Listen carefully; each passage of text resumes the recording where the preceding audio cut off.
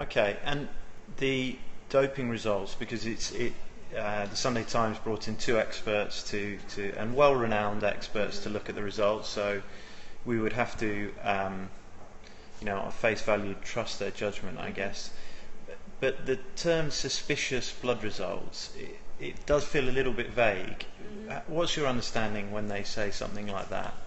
So abnormal, irregular, suspicious drug bloods it could mean somebody's really ill. It could mean someone's taking drugs. It could mean someone's pregnant. I mean, there was a really fantastic, it doesn't start off being a fantastic story, of a Belgian decathlete, very good one, I think he was European champion or European medalist a couple of years ago. He had a positive drug test, but the reason it was positive because I think he had high levels or something, I can't remember what it was, a hormone, which indicated he had testicular cancer, which he did, so he went through the chemo, so he had an irregular sample, which highlighted an issue. So, and now, because most of these are done prior to 2009, and 2009 to the present day, there's a thing called blood passports where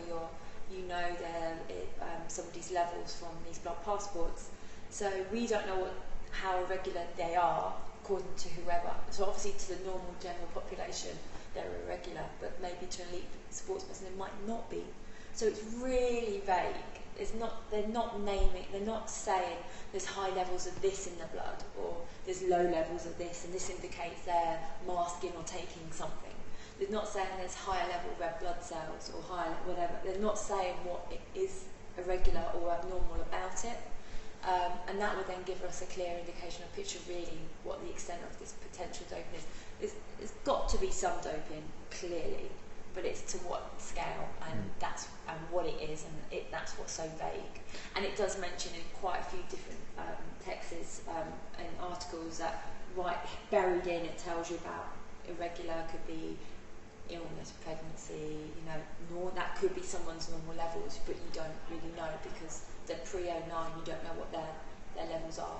So, if I'm right, you're saying you can't take one blood test in isolation and judge someone like that. You have to take a number of blood test results to get a full picture of someone, because they may be ill or they may be pregnant or whatever it may be. Is that right? Yeah, I think you can't judge one blood test. I think you have to. I mean, I was tested 9 times to get my bloods. I had my blood passport in 2009 to in 2010, 11. So just to see, probably to find your level, because you have to. That's to get your passport, because you can't just be based on one.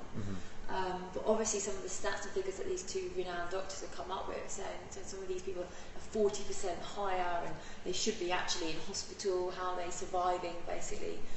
They're really astounding, and not just over, they're a lot over.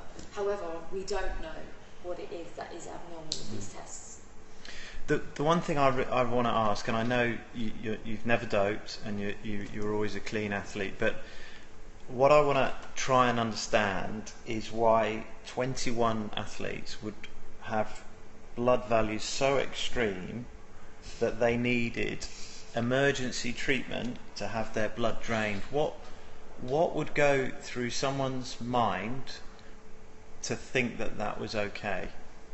I think wherever there's massive financial benefits, and whether it's sport or business, there's always going to be people who want to cheat, and they'll do anything to cheat. So, and to get the benefits. So.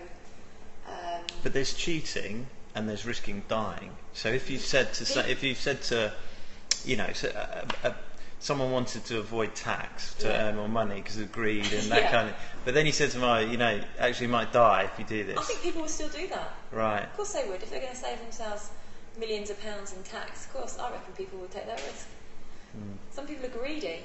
I think people, it's not necessarily maybe the athlete, it could be the support network around that athlete that become greedy, they keep asking for more money, because doping isn't, I don't know, but I know doping can't be cheap. No. You have to have money to pay for it. You just can't, even though it was proven in the Panorama program, you can go and buy it off the internet. However, that's not cheap. You can't just do that and expect to you need to pay into it. You have to have a doctor, a pharmacist, know what you're taking, what you're doing, to ensure your blood levels are right going into a competition. That's why some people probably do get away with it, because they have that support network. You have to pay those people.